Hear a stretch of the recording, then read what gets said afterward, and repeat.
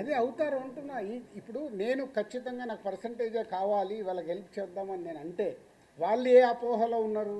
అదే అపోహలో ఉన్న రాజుగారు ఎటుంటారు? గోడ మీద పిల్లిలాగా ఎందుకు చూడడం? డైరెక్ట్ నాతో వచ్చి మాట్లాడవచ్చు కదా. పవన్ కళ్యాణ్ గారి యాంగిల్లో మేడం ఒక్క నిమిషం కాదు సార్, యాక్టివ్ ఉన్న ప్రొడ్యూసర్లు మిమ్మల్ని టార్గెట్ చేసి మిమ్మల్ని దారుణ చేశారనిపిస్తుంది సార్. కాదు సార్, ఇప్పుడు యాక్టివ్ ఉన్న ప్రొడ్యూసర్లే మిమ్మల్ని దారుణ చేయడానికి ఏదో ఇష్యూ తీసుకొచ్చినా. అరే మీకు టోటల్ ఎపిసోడ్ అర్థమవుతుంది కదా, మీ అందరికి అర్థమవుతుంది. మీలో నాకు తెలిసి మీరు అందరు జర్నలిస్ట్ మేధావులు. టోటల్ ఎపిసోడ్ మీకు క్లియర్గా అరటి పండు ఒలిసినట్టు ఓపెన్ చేశా. ఇది పేపర్ మీద రాసుకోండి. జూన్ 19 ఈస్ట్ గోదావరిలో స్టార్ట్ అయిన ఎపిసోడ్లో దిల్ రాజు ఉన్నాడా? మీరు చెప్పండి. ఇప్పుడు అడిగారు కదా. ఏప్రిల్ 19 ఈస్ట్ గోదావరి జరిగిన ఎపిసోడ్లో దిల్ రాజు ఉన్నాడా? ఉన్నాడా? మీ దగ్గర ఆన్సర్ లేని దాన్ని దిల్ రాజుని ఎందుకు దానికి ఇంక్లూడ్ చేస్తున్నారు? అంటే నైజాంలో సమస్య ఎక్కడున్నా సరే నైజాంలో సీరియస్ అయితే తప్ప ఇష్యూ పెద్దది అవ్వదు కదా. అది తప్పండి. ఎందుకు? ఆంధ్రప్రదేశ్ మనకు కాదా? అవసరం ఉంటే ఇప్పుడు ఇటెంట్ అటు మా ప్రతిధ్వని సినిమా డైలాగ్ లాగా మాట్లాడొద్దు సార్. ఇప్పుడు నా దగ్గర టోటల్ వీడియోలు కూడా పెట్టా. ఏప్రిల్ 19 వాళ్ళ మీటింగ్లో ఏం జరిగింది. ఆ వ్యక్తి సత్యనారాయణ డిస్ట్రిబ్యూటర్, ఎగ్జిబ్యూటర్, జనసేనలో కీలక వ్యక్తి అయినా.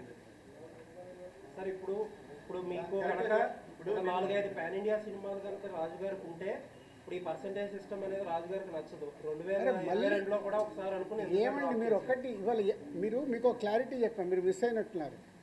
ఈరోజు తెలుగు సినిమా ఇండస్ట్రీలో 90% సినిమాలు పర్సెంటేజ్లో ఆడుతున్నామా లేదా?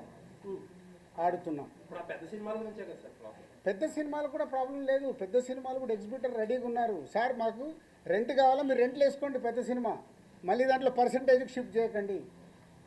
పర్సంటేజ్కి షిఫ్ట్ చేయడం వల్ల రెండో వారం మాకు రెంట్ రావట్లేదు. ఎగ్జాంపుల్, మొదటి వారం 20 లక్షలు మీకు ప్రొడ్యూసర్కు డిస్ట్రిబ్యూటర్కి షేర్ వస్తే రెండో వారం 5 లక్షల గ్రాస్ అవుతే మాకు 2 లక్షలే వస్తుంది. మాకు అది వర్కౌట్ అవ్వట్లేదు. మరి ఇంకా బంద్ ఎందుకు చేద్దాం అనుకుంటున్నారు సార్? వర్కౌట్ అవ్వట్లేదు. ఆల్రెడీ పర్సెంటేజ్ 90% సినిమాలకు ఉంది.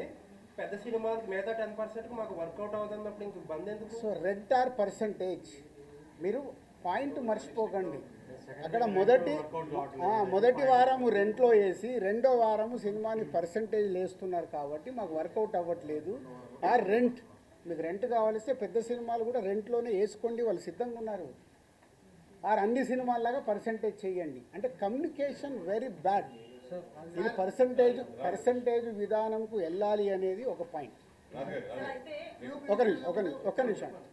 రెండో పాయింట్, వాళ్ళ పాయింట్ ఆఫ్ వ్యూ మాట్లాడతాం. తమిళనాడు పర్సంటేజ్, తమిళనాడులో వాళ్ళ సొంత సినిమా అక్కడ పర్సంటేజ్లో ఆడి తెలుగు స్టేట్స్కి వచ్చే వరకు వాళ్ళకి రెంటల్లో వేసిస్తున్నాం. కర్ణాటక పర్సంటేజ్, కేజీఎఫ్ కానీ కాంతారా కానీ వాళ్ళు అక్కడ పర్సంటేజ్లో ఆడుతూ ఇక్కడ రెంటల్లో వేసిస్తున్నాం. నార్త్ ఇండియా మొత్తం పర్సంటేజ్. యానిమల్ సినిమా మేము డిస్ట్రిబ్యూట్ చేశాము, ఇక్కడ రెంటల్లో వేపించి ఇచ్చాము. ఓవర్సీస్ అంతా పర్సంటేజ్. మన సినిమా ఆడుతున్న ప్రపంచమంతా పర్సంటేజ్ ఉంది. ఒక మన తెలుగు స్టేట్స్ మట్టుకే ఆ మొదటి వారము ఆ కొన్ని సినిమాలు రెంటల్లో ఆడుతున్నాం. దానికి వాళ్ళు ఇప్పటికీ రెడీ అంటున్నారు.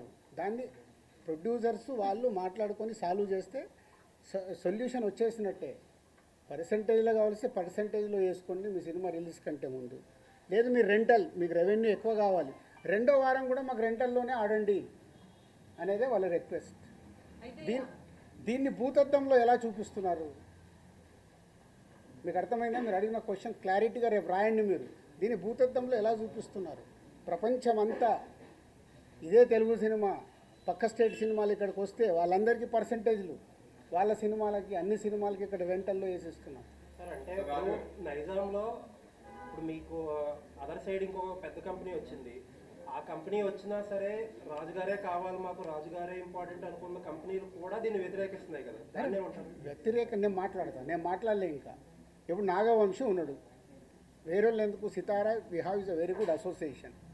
నాగవంశీకి ప్రాబ్లం చెప్తే నాగవంశీ ఇప్పుడు ఏమన్నాడు, ఈ ప్రాబ్లం అయిపోగానే సార్ ఎగ్జిబ్యూటర్స్కున్న ప్రాబ్లం ఏంటి మీరు డిస్ట్రిబ్యూటర్గా ఎక్స్ప్లెయిన్ చేయండి, మనం సాల్వ్ చేద్దాం.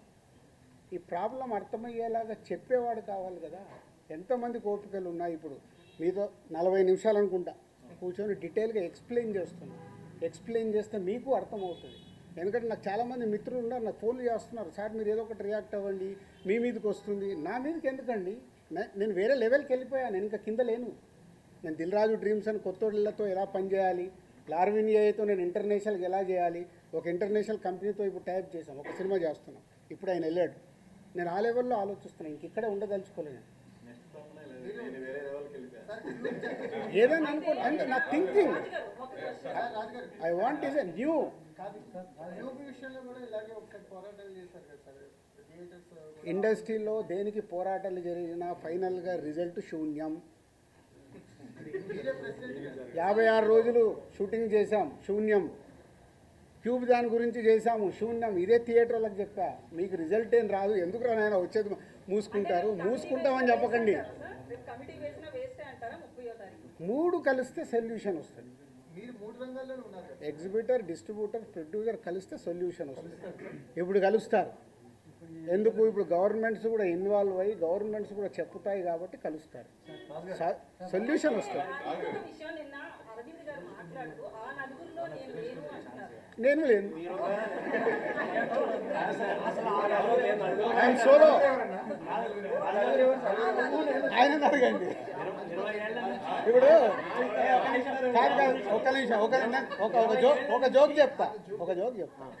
మనకు పాత రోజుల్లో రావుగోపాలరావు గారు, సత్యనారాయణ గారు, ప్రభాకర్ రెడ్డి గారు విలన్స్ ఉండేవాళ్ళు. 20 ఏళ్ళు అయిందా ఆ విలన్ క్యారెక్టర్ మార్చేసి ఇంకేదన్నా ఇవ్వండి, ఇంకా అక్కడే ఉంచితే ఎలా? కొత్త క్యారెక్టర్ వద్దా అన్నట్టే కదా. మీరు ఎందుకు ఆ 4 ఫోటోలు వేసేస్తున్నారు? మీ పాయింట్ ఆఫ్ లో వాళ్ళు విలన్సేగా. మీకు వేసే మీ అందరిని అడుగుతున్నాను నేను, వేసే మీ అందరినీ. మీ బాధ కూడా అదే కదా.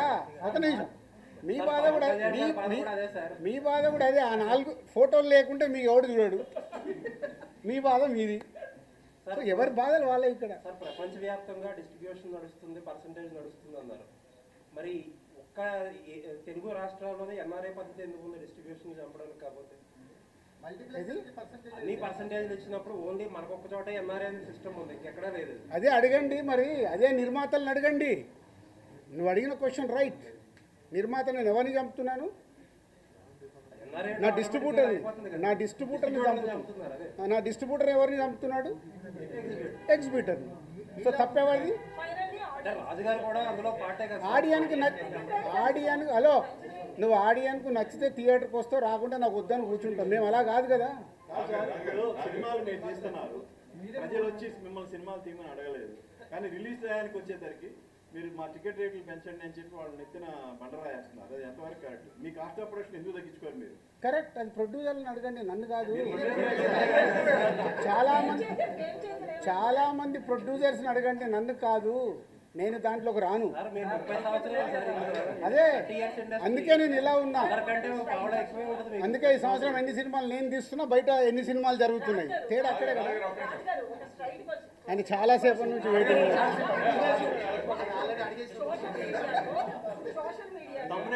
వ్యక్తిగతంగా కంపెనీలు ఏవైతే కార్పొరేట్ కంపెనీలు ఉన్నాయో అవన్నీ ప్రభుత్వానికి అనుకూలంగా ఉండవు, ఎవరి పని వాళ్ళు చేసుకుంటారు. కానీ ఫిల్మ్ ఇండస్ట్రీ దగ్గరికి వచ్చేటప్పటికి మమ్మల్ని కలవలేదని వీళ్ళు అంటారు, లేదా తెలంగాణ గవర్నమెంట్ అయినా ఏపీ ప్రభుత్వం అయినా కూడా అదే విమర్శలు చేస్తున్నారు, మమ్మల్ని వచ్చి ఇండస్ట్రీ కలవలేదు అని. దీని మీద మీ స్పందన ఏంటావు? అస్సలు నువ్వు ఇలాంటి కాంట్రవర్షియల్ అడగద్దని ముందే చెప్పా. ప్రభుత్వాలు మాకు పెద్దన్న లాంటివి. మా అన్నది ఇట్టినా మేము పోయి మాట్లాడుకొని